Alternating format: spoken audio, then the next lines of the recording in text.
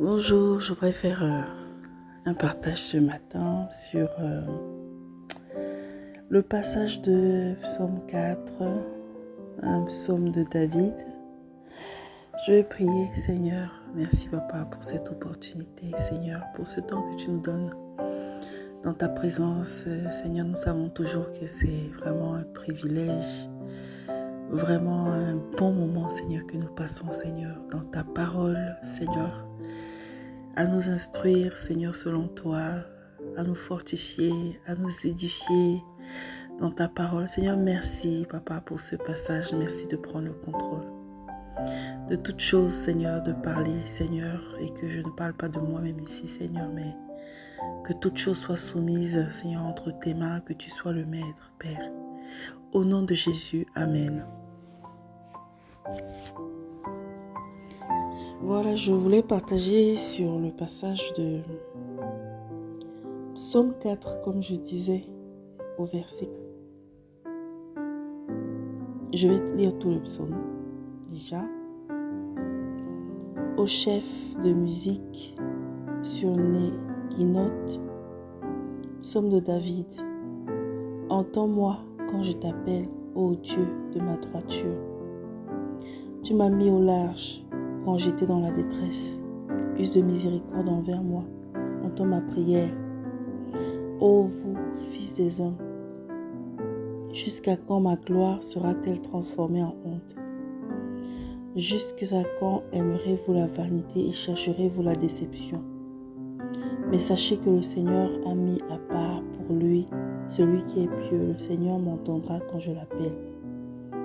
Tenez-vous stupéfaits et ne péchez pas. Conservez votre cœur sur votre lit et soyez tranquilles. Offrez des sacrifices de droiture. Confiez-vous dans le Seigneur. Il y en a beaucoup qui disent, qui nous montrera des biens. Seigneur, lève sur nous la clarté de ta contenance. Tu as mis de la joie dans mon cœur, plus qu'au temps où leur gain et leur vin étaient abondants. Je me coucherai et je m'endormirai en paix, car toi seul, Seigneur, me fais reposer en sécurité. J'aime beaucoup ce passage, vraiment. Il y a beaucoup d'informations. Et je vais aussi lire à partir du verset 3, le verset 3 et le verset 4 dans la version 8 secondes. À partir du verset 3, fils des hommes, jusqu'à quand ma gloire sera-t-elle outragée? Jusqu'à quand aimerez-vous la vanité? Chercherez-vous le mensonge? Sachez que l'Éternel s'est choisi un homme pieux. L'Éternel entend quand je crie à lui. Tremblez et ne péchez pas. Parlez en vos cœurs sur votre couche, puis taisez-vous. Offrez des sacrifices de justice et confiez-vous en l'Éternel. Amen. C'est magnifique, vraiment. Vraiment, le passage est magnifique. Et c'est un psaume qui vient de David. Et nous savons un peu, en lisant 1 Samuel, 2 Samuel, 1 Chronique, 2 Chroniques, nous savons un peu la vie de David. Comment cet homme aimait le Seigneur. Comment il avait un cœur pour le Seigneur. Combien sa vie était vraiment un enseignement, vraiment une lettre pour nous aujourd'hui. Et combien, malgré tout, il a souffert. Et ce passage nous parle aussi, en quelque sorte, ça nous fait vraiment un petit extrait de ce qu'il a vécu. Et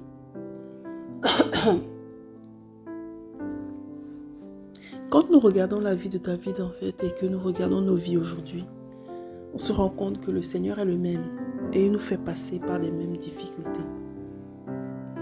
Et quand on lit ce passage, il semblerait que c'est quelqu'un, en fait, qui qui était entouré et qui s'est retrouvé seul et qui s'est retrouvé diffamé finalement. Parce qu'il dit, jusqu'à quand ma gloire sera outragée, jusqu'à quand aimeriez-vous la vanité, chercherez-vous le mensonge. Moi, je voudrais encourager quelqu'un, vraiment en m'encourageant moi-même encore ce matin. Des fois, on traverse des situations difficiles, nous les enfants du Seigneur. Marcher avec le Seigneur, ce n'est pas être parfait, non. C'est d'aimer le Seigneur et c'est d'être attiré justement par cette perfection du Seigneur. C'est d'avoir soif de lui ressembler. C'est d'avoir soif d'être un jour à son image. Et dans ce parcours, il y a des embûches, il y a des difficultés. Et parfois, les difficultés que nous rencontrons, justement, nous permettent de marcher justement dans cette sainteté. Nous permettent d'arriver à cette sainteté.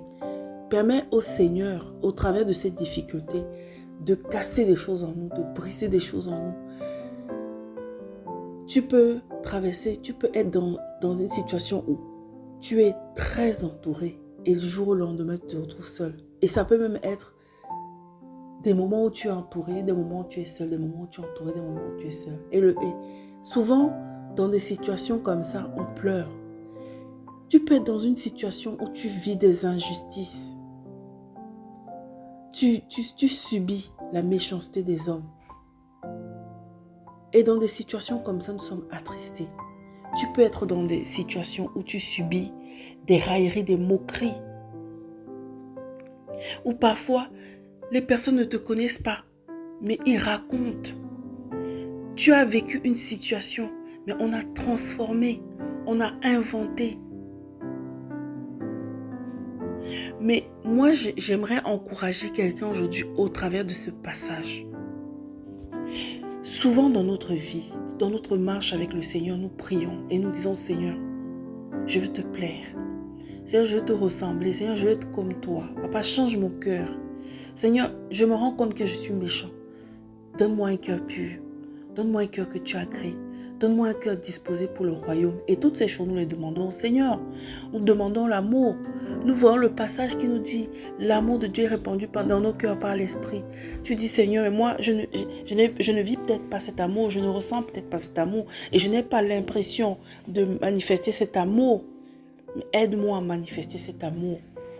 Parfois, nous voyons que notre cœur est mauvais. On dit, Seigneur, mon cœur est mauvais, mon cœur est tortueux, mon cœur est méchant, Seigneur. Donne-moi un cœur pur, un cœur de chair, un cœur que tu as créé. Et c'était la prière de David. C'était la prière de cet homme-là qui aimait le Seigneur, de toute personne qui aime le Seigneur. De toute personne. Parce que quand on marche avec le Seigneur, on voit la méchanceté de nos cœurs. Et c'était la prière de David. David aimait le Seigneur et David, il avait les yeux ouverts sur sa situation. Il avait les yeux ouverts sur son état. Parce que quand nous marchons avec le Seigneur, nous connaissons notre état. Personne ne peut se mentir, personne ne peut mentir à son prochain. Je connais mon état, je connais mon cœur. Parce que le Seigneur me montre mon cœur. Dans les choses que je dis, le Seigneur me montre mon cœur. Dans les choses que je fais, le Seigneur me montre mon cœur dans mon comportement. Dans mon caractère, le Seigneur me montre, voilà, ton cœur. Dans les actes que je pose, le Seigneur me dit, regarde, voilà ton cœur. Parfois, tu ne dis même rien. Tu ne fais rien. Tu es assis, tu es tranquille. Et le Seigneur te montre l'état de ton cœur. Les choses qui sont là dans ton cœur, en train de germer. Les choses qui se passent dans ton cœur. Et c'est ce que j'aime aussi sur David. Et que parfois, nous, les enfants du Seigneur, nous ne reconnaissons pas. Nous sommes dans parfois l'hypocrisie et le mensonge. Nous oublions en fait, ou nous faisons semblant d'oublier, ou nous voulons oublier. Mais on est des hommes, on est des humains. Je veux dire qu'on est en construction. Le Seigneur est en train de faire un travail. Nous sommes en chantier. Et le chantier n'est pas toujours beau. Il y a des parties qui sont déjà belles parce que le Seigneur est déjà passé par là. Mais il y a des parties encore, voilà. Et le Seigneur, en fait, travaille l'humilité en nous faisant passer par des situations difficiles. Quand David dit ici que sa gloire est outragée, On sait un peu ce qui s'est passé dans la vie de David. Mais nous aussi qui marchons avec le Seigneur, notre gloire va être outragée. Notre réputation va être saquée. Notre nom va être roulé dans la boue, dans la poussière. Mais qu'est-ce qui importe? Qu'est-ce qui importe pour nous? Est-ce que c'est d'avoir un nom? Est-ce que c'est d'avoir une notoriété? David était roi lorsque son fils est venu le détrôner, prendre sa place. Il a été jeté dehors comme un malpropre et traîné à gauche, à droite. De même avec Saül, pour rien. Saül et David n'avaient pas un problème personnel. Non. Mais ce sont même des personnes qui sont venues se mettre, des femmes qui ont commencé à chanter, là, qui sont venues se mettre entre Saül et David et créer l'inimitié.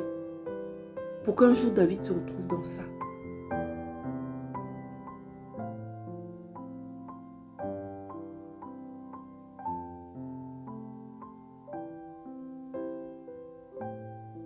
Et le Seigneur permet ces choses pour nous travailler. Le Seigneur permet ces choses pour enlever la saleté qu'il y a dans nos cœurs, la méchanceté qui est au fond de nous.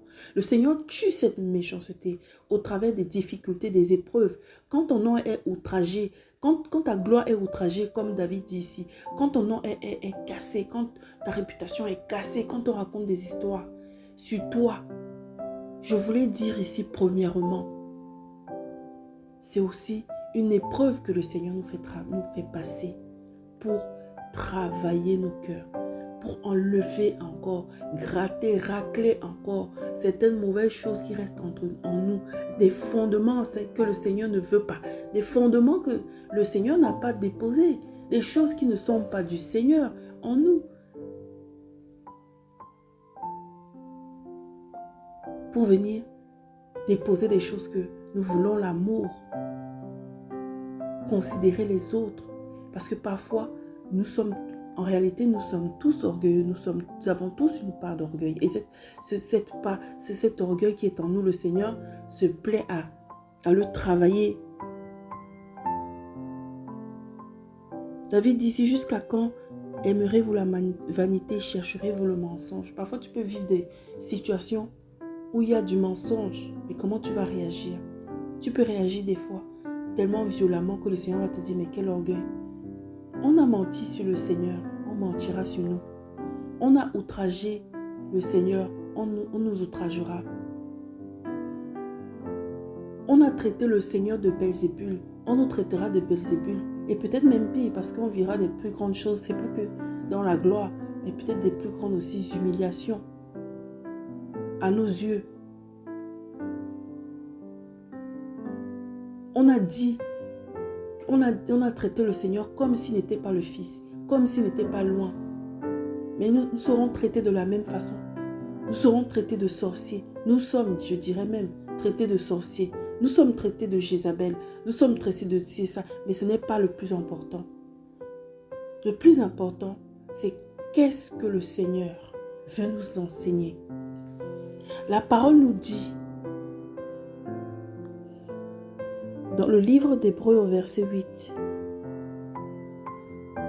je vais remonter un petit peu plus haut, au verset 7, pardon, dans le livre d'Hébreux au chapitre 5, au verset 7.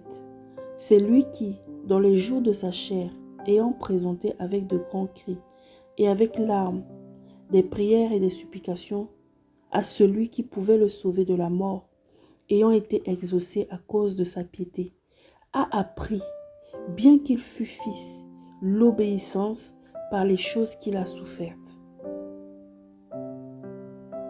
Et voilà en fait ce passage d'Hébreux 5 qui nous dit que le Seigneur, notre Maître, Christ, notre exemple, a appris l'obéissance, donc je dirais même l'humilité, par les choses qu'il a souffertes en fait. Ça veut dire que quand David souffrait ici, il était en train d'apprendre l'obéissance. Quand nous souffrons, nous apprenons l'obéissance. Quand le Seigneur nous demande de faire quelque chose et qu'on n'obéit pas, on est attristé. On aimerait lui obéir. On aimerait le suivre. On aimerait tellement le suivre. On aimerait tellement mettre notre volonté de côté pour suivre le Seigneur. Tellement ses plans sont bons, sa parole est magnifique. Nous voulons mettre de côté notre chair pour tuer même parfois notre chair pour le suivre. Mais c'est simplement ce que le Seigneur est en train de faire ici en nous faisant passer par des épreuves, par des humiliations, par des diffamations, par des mensonges, par le rejet des hommes, par des choses que nous allons souffrir. Le Seigneur est simplement en train de nous apprendre l'obéissance. La souffrance, ce passage nous dit ici, est le chemin pour apprendre l'obéissance. Si tu veux arriver à obéir au Seigneur, il faut que tu souffres dans ta chair. Il faut que tu sois humilié pour que tu apprennes à obéir au Seigneur.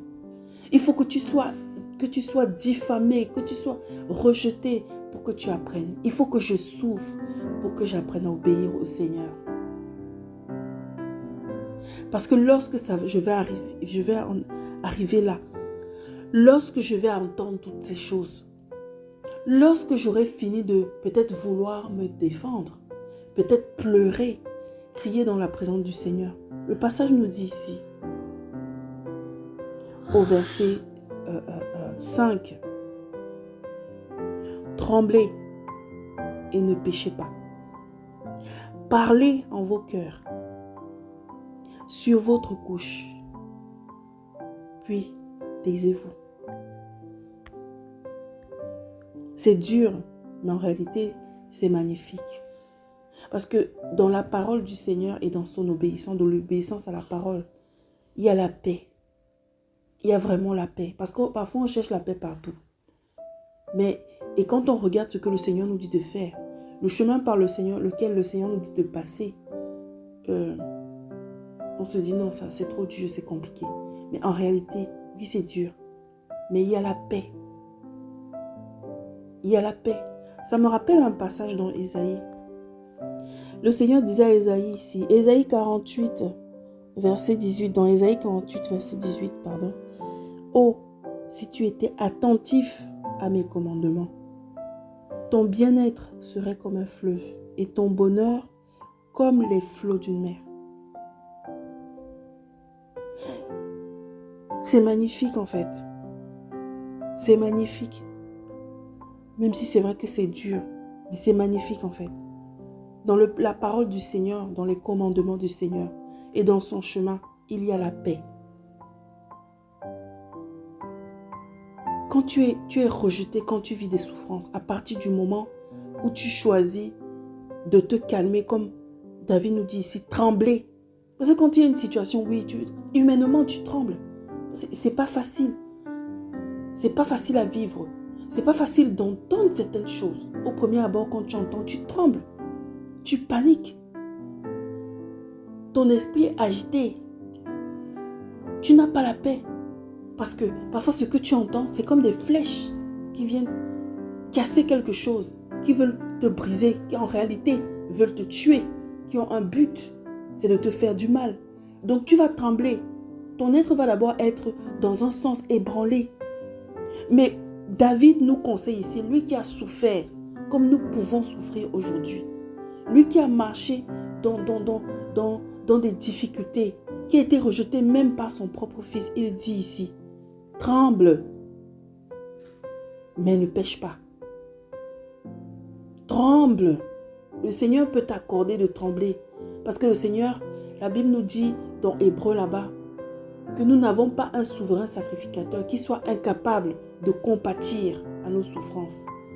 Que là où nous sommes en train de passer aujourd'hui, il connaît nos souffrances. Donc il comprend qu'on puisse trembler. À Gethsémane, là-bas, il disait aux disciples, priez avec moi. Parce que l'heure était grave. Parce qu'il y avait quelque chose qui arrivait. Mais qu'est-ce qu'il nous dit ici? Ne péchez point. Ne péchez point. Tremble. Ta situation est difficile. Oui, je veux comprendre. Nous passons par des moments difficiles. Mais fermons nos bouches. Fermons nos bouches. N'entrons pas dans la querelle. N'entrons pas dans la dispute. N'entrons pas dans la division.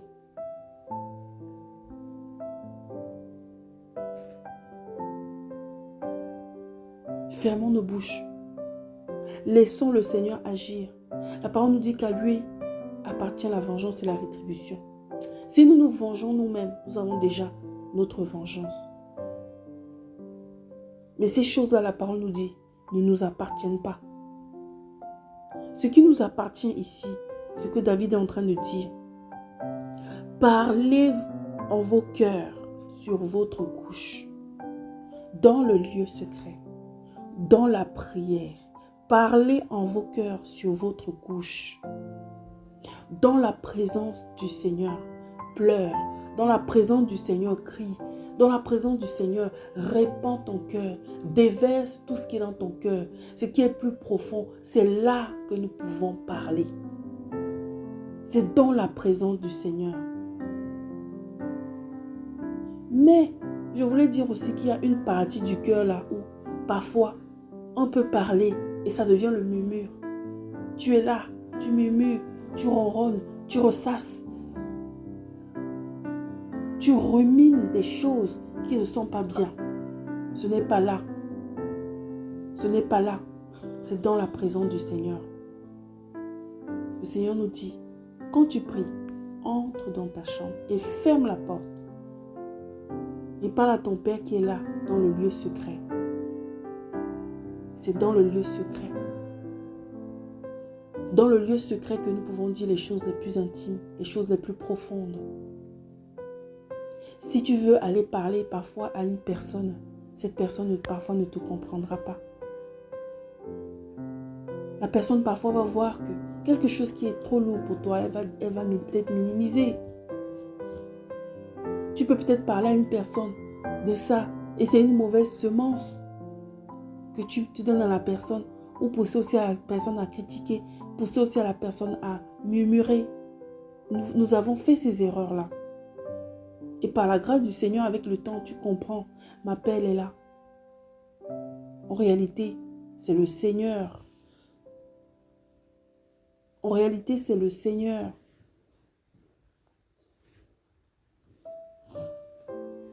Qui va me faire obtenir gain de cause. En réalité, c'est le Seigneur qui tient tout entre ses mains.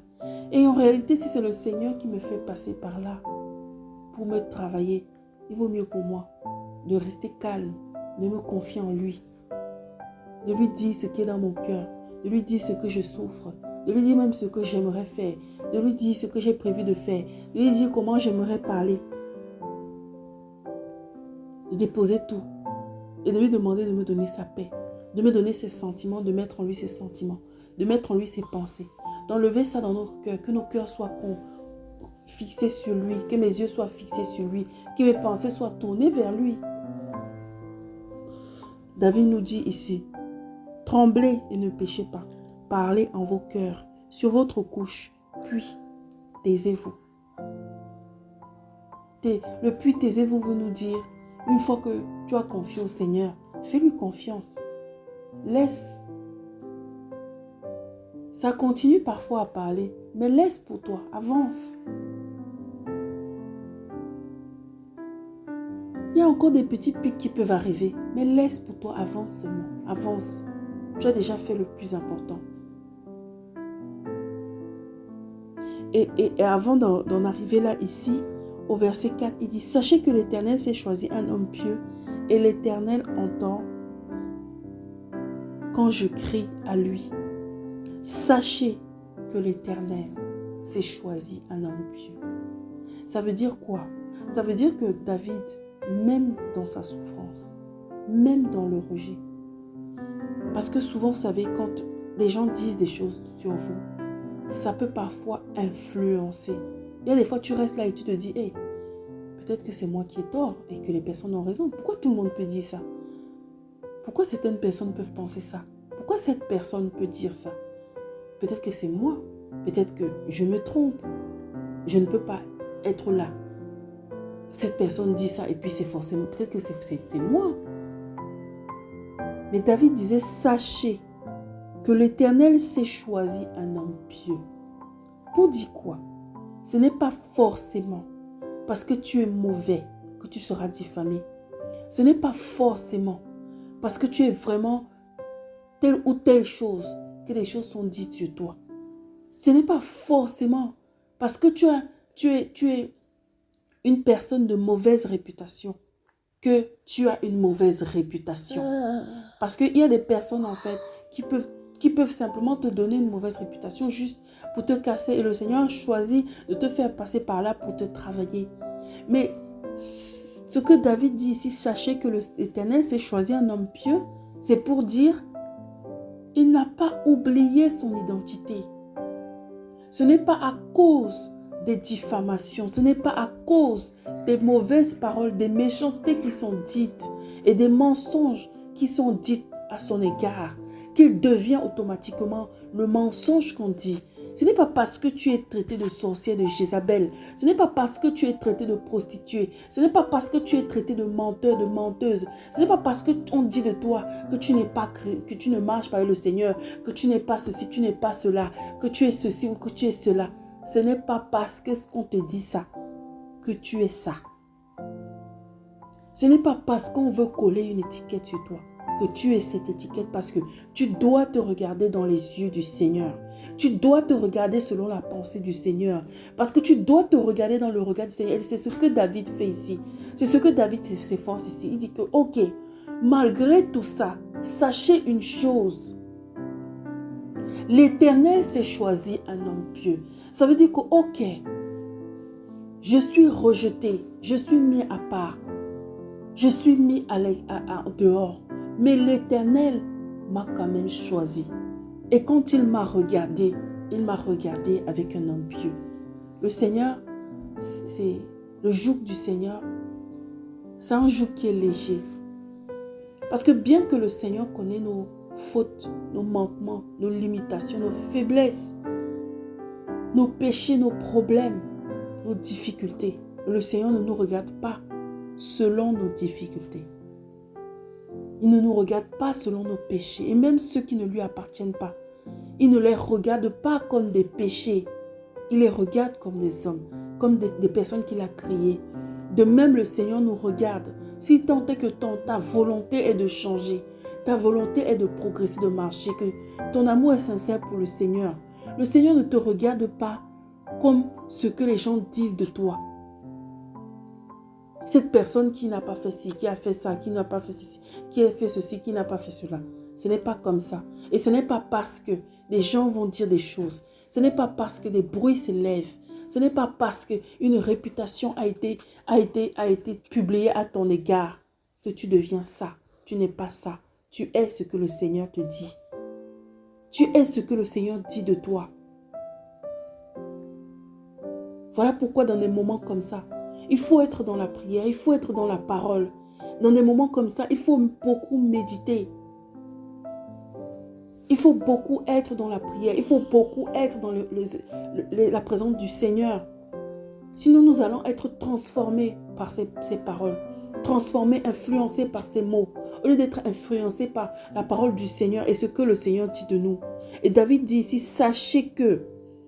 Ça veut dire que David n'a pas oublié son identité. Et il dit, l'Éternel entend quand je crie à lui. Même si je suis devenu pour vous un déchet, laissez-moi, le Seigneur est en train de me former. Et quand je crie, il m'entend. Il n'a pas décidé parce que tu veux rejeter une personne. Et je voudrais parler aux personnes qui répondent des mensonges, aux personnes qui répondent des faussetés sur des personnes, sur d'autres. Aujourd'hui, moi-même, je peux être assis ici, j'entends qu'un tel a fait ceci, l'autre a fait ça. Est-ce que j'étais là? Est-ce que j'ai vu? Est-ce que j'ai l'assurance de ce qui s'est passé? Mais est-ce que c'est parce que je pense quelque chose sur une personne que pour autant cette personne devient ça? Même, je voudrais même me placer à la place des personnes qui sont diffamées, des personnes qui souffrent de la mauvaise réputation qu'on met. Est-ce que c'est parce que ces personnes disent du mal de toi que tu dois les voir selon le mal qu'ils te font? De la même manière, pareillement. Parce que celui qui te considère comme son ennemi, celui qui se porte devant toi comme ton ennemi, ne doit pas être pour toi un ennemi. Regardons-le, regardons-la et regardons-les toujours aussi. avec le regard du Seigneur, n'oubliant pas que même si quelqu'un te dénonce, même si quelqu'un te fait du mal, même si quelqu'un te rejette, le Seigneur aime cette personne. Le Seigneur aime aussi nos ennemis. Quand je dis nos ennemis, ça ne veut pas dire que nous, on doit avoir les ennemis en fait. Ça veut dire que les personnes qui se tiennent comme nos ennemis, qui estiment qu'ils sont nos ennemis, nous devons les aimer. Nous devons les aimer. David dit ici, sachez que l'Éternel s'est choisi un homme pieux. Quand je crie, il entend. Le Seigneur est tellement merveilleux. Essayons en fait de voir les choses avec les yeux du Seigneur. Le Seigneur est merveilleux. Pour résumer, quand je passe par une situation difficile, quelle que soit la situation, il faut que je me pose la question. Il faut que je me pose la question, est-ce que le Seigneur veut me faire passer par cette situation? Pourquoi? Il faut que j'identifie l'épreuve dans laquelle je passe. Il faut que j'identifie la situation dans laquelle je passe. Et si j'ai compris que le Seigneur voulait me travailler, que je reste calme. Que je reste calme. Que je sois dans la prière. Que je n'essaye pas de me justifier. Il ne faut pas que j'entre dans la querelle, mais que je reste calme dans la prière.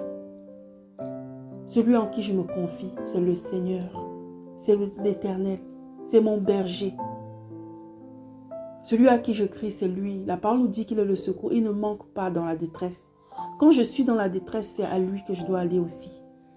C'est vrai que nous avons des frères et sœurs de confiance avec qui nous pouvons prier, qui nous soutiennent et nous bénissons le Seigneur. Pour ces frères et sœurs, ces sœurs précieuses pour ma part, des sœurs précieuses, vraiment, nous bénissons le Seigneur. Mais quand je crie, nous devons aller. Je dois aller dans la présence du Seigneur, me confier en lui. Et ne pas oublier que ce n'est pas parce que le regard de l'autre a changé envers moi, que le regard du Seigneur change envers moi. Que je me regarde toujours dans les yeux du Seigneur. Que je me regarde toujours dans les yeux du Seigneur. Et pour finir, je vais finir le passage. Offrez des sacrifices de justice et confiez-vous en l'Éternel. Confions-nous en l'Éternel. Confions-nous en l'Éternel. Plusieurs disent, qui nous fera voir le bonheur, fais lever sur nous la lumière de ta face, ô Éternel. Tu mets dans mon cœur plus de joie, qui n'en ont quand abondent le froment et le mou. Quand je me couche et je m'endors en paix, car toi seul, Éternel, tu me donnes la sécurité dans ma demeure. David pouvait dire ça, toi c'est l'Éternel, tu me donnes la sécurité dans ma demeure. Il pouvait dire toutes ces choses, parce qu'en réalité c'est vrai. C'est vrai qu'il y avait des hauts et des bas, c'est vrai qu'il y avait des secousses. Mais à qui tu regardes, à qui je regarde, à qui je me confie, vers qui mes yeux sont fixés. C'est vrai que des fois, ça nous fait aussi redescendre, mais prenons de la hauteur. Attachons-nous au Seigneur. Attachons-nous au Seigneur. Que le Seigneur soit béni, que le Seigneur soit glorifié. Au nom de Jésus, Amen.